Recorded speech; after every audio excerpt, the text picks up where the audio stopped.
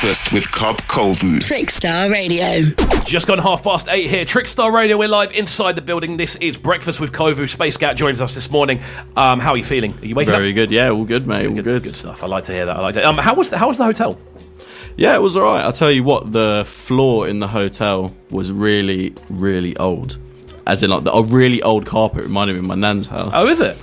We won't say where the hotel is. It might put people off. But yeah, it's quite cool. I like the thing of coming down the night before the show as well, which must be quite cool to come down. Are you up to much for the rest of the day afterwards? Yeah, so I'm going back to London. Yep. Going for a meal this evening, and yeah, nice birthday meal. Sounds like a good birthday day, I've got to say. Happy birthday again, by the way. Thank you. So what we're going to look at next is unique sound. So obviously this is an area of conversation I'm quite keen to dive into because as we've been listening to through the music you've been playing today, you do have quite a unique take on bass. It's very raucous, it's very kind of hard hitting, and it doesn't like hide behind anything, you know what I mean, which is quite cool. What I want to kind of get to is like, what's your kind of like process when you're building a tune? What's the kind of setup from start to finish? So I kind of like to start with a theme. So I'll be like, okay, this is going to be really dark, this is going to be really dingy. And then I try and find sort of elements which are dark and dingy. So one thing I have been doing recently, there's this website where you can download game sounds. Okay. And I've been going through them and downloading like the ambient sounds inside a game. So then I've been chucking them down, I've been pitching them, sticking reverb on them, whatever, to try and build that sort of atmosphere. And then what I would do is get a couple like reference tracks. So have a listen to some heavier music and get inspiration from that, listen to some of the elements they've used, try and incorporate it into my track. And yeah, for bass, it's just I open up Massive and I just play around. Just play it. See, there's two different types of Massive users. I found this out over the years. For those who don't know, Massive is it's a synthesizer that you have inside a program like a Logic or an FL Studio. Yep. It's pretty much what you get your electronic sounds come from the synthesizers, essentially, in pretty much like basic terms.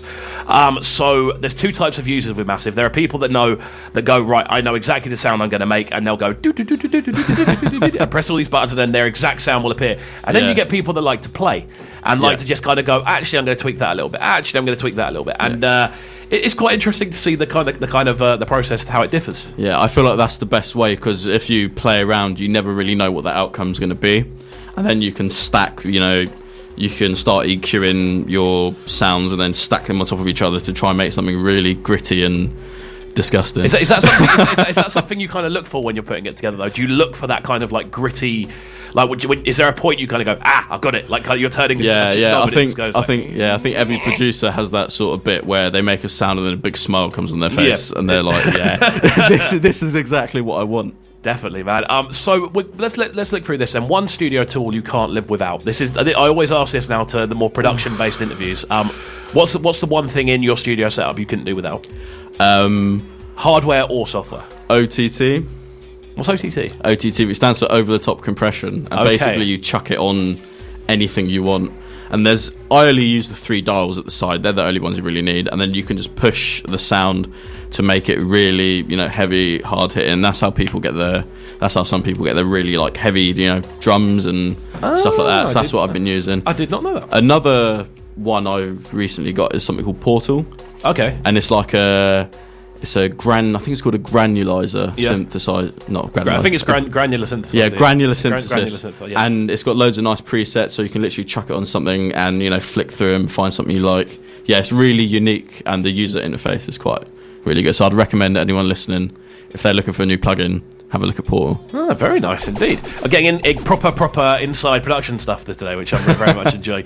This is cool with the interviews because we always tend to steer clear of the more sort of like depthy sort of production stuff. We tend to more deal with kind of like overall like themes and feelings and stuff like that. So it's quite cool to actually dive into this. What would do you ever suffer from writer's block? I think everyone suffers from writer block. The biggest writer's block I had was probably for 3 months, 4 months. But one great way I found to get out of it is get a couple reference tracks, stick them in your DAW, listen to them, not copy the elements, but get inspiration from the elements. And then most people struggle in like an 8-bar loop, so they make 8 bars, sounding really good. Then they just keep playing it, and you don't know what to do. I think everyone does that. Yeah, you don't know what to add to it next or what to take away and then add in. And so one thing I have started doing is making a template. So I use Ableton, so you can save templates. So you load it up and you've got all your drums ready, you've got everything ready, and then you can literally, because inspiration can strike at any moment. Yeah. And you want to be ready, because otherwise it's gonna and you go. don't want to spend ages kind of fiddling around with the elements. Yeah. Not that you know what to do with, but more the sort of thing of pretty much how these are going to go. You can once you've got like a base structure there, you can go for an edit a little bit later. Yeah. But you need that base structure to put the inspiration into. Yeah. Essentially, it's almost like a sandwich of inspiration. You need the buttered bread to put the filling into. No, basically. yeah. I'm good. I'm keeping that as an analogy. I'm keeping that one. Right, we've got another track on the way. This one goes by the name of Scatty. Talk me through this one, please. Oh no, this is just a working name. Okay.